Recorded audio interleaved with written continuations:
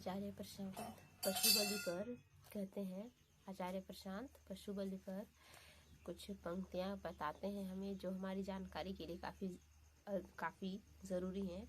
क्योंकि मनुष्य को लगता है कि ये ईश्वर ने कहा है, ये भगवान ने कहा है, गॉड ने कहा है, अल्लाह ने कहा है कि भाई मुझे खुश करना है तो इस बलि दो, मैं तुम्हारी कामनाएं पूरी करूँगा, तुम्हारी मतलब आज तुम्हें शांति मिलेगी।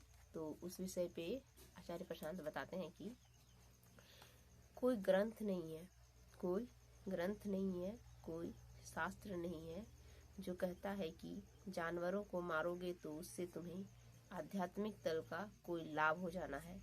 कोई ग्रंथ नहीं है, कोई शास्त्र नहीं है जो कहता है कि जानवर को मारोगे तो उससे तुम्हें आध्यात्मिक तल का कोई लाभ हो जाना है। तो मतलब इससे मुझे तो यही समझ में आया कि भाई हम लोग इतने दिनों से जो लोग मानते आए हैं, जो पुरानी मान्यताओं पर, परंपराओं को देखते देखते एक दूसरे को फॉलो करते आए हुए हैं, ऐसा कुछ नहीं है, कहीं नहीं लिखा गया है, कहीं नहीं है कि आपको अपनी मनोकामनाएं पूर्ण करनी हो तो आपको पशु बलि देनी चाहिए। अगर आपके मन को शांति चाहिए, या फिर घर में वो बोलता है ना कि मेरे ये हो गया, वो हो गया, मुझे शांति चाहिए, शांति चाहिए, ईश्वर को बलि चढ़ाएंगे तो मुझे शांति मिलेगी, ऐसा कुछ नहीं है। कोई बलि नहीं मांगी जाती है यहाँ पे, बलि नहीं मांगी जाती है। बल्कि हाँ ये है कि कुछ पुस्तकों में बलि के बारे में बताया गया है, बलि के बारे में कहा गया है। जैसे कि आचार्य जी कहते हैं, अजमेघ और अश्वमेघ के बारे में बताया गया है, अजमेघ और अश्वमेघ के बारे में बताया गया है। तो मैं यहाँ पे बताना चाहती हूँ कि इसका तात्पर्य भी उन्होंने समझाया है कि उसका अर्थ क्या है। तो अश्वमेघ, जैसे अक्सर आपने सुना होगा लोगों को कहते हुए कि तुम्हारे मन के घोड़े बहुत ज़्यादा गति से दौड़ रहे हैं, अपने मन के घोड़ों पर लगाम कसो।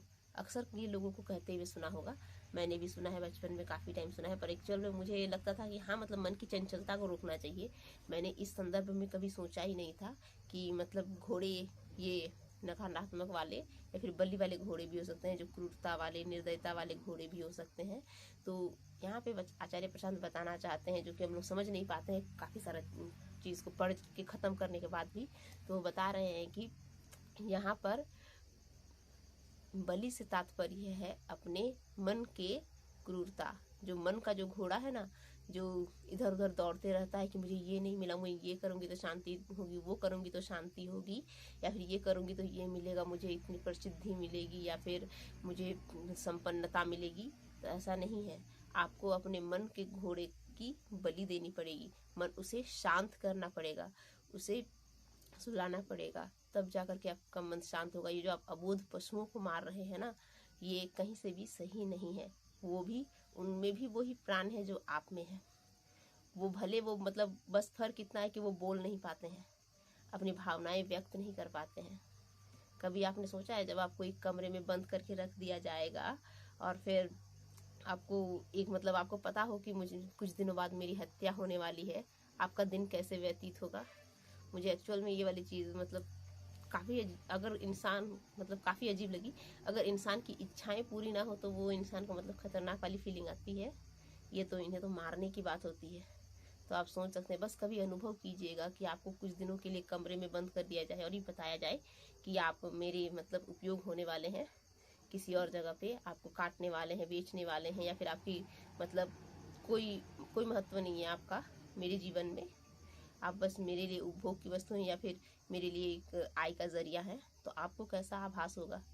ये मैं नहीं कहती कि इन्हें एकदम इंसानों की तरह मतलब ये कीजिए या फिर कीजिए, लेकिन हाँ पशु हैं, इनका भी जीवन है, इनके जीवन का भी महत्व है। तो कृपया उनके जीवन को भी सम्मान दीजिए। और ये पीछे से मेरा साउंड बज रहा है, आप देखिएगा मेरा वीडियो शायद फिर से ब्लॉक हो सकता है। ये भाई साहब को भी फिर से अभी चालू करने का सोचा, चलिए कोई बात नहीं। पशु हत्या से यहाँ बलि से तात्पर्य है अपने मन की बलि को, या फिर अपने मन के जो घोड़े हैं, मन का जो पशु है, क्रूरता है, मतलब निर्दयता है, उसकी बलि चढ़ाना। धन्यवाद।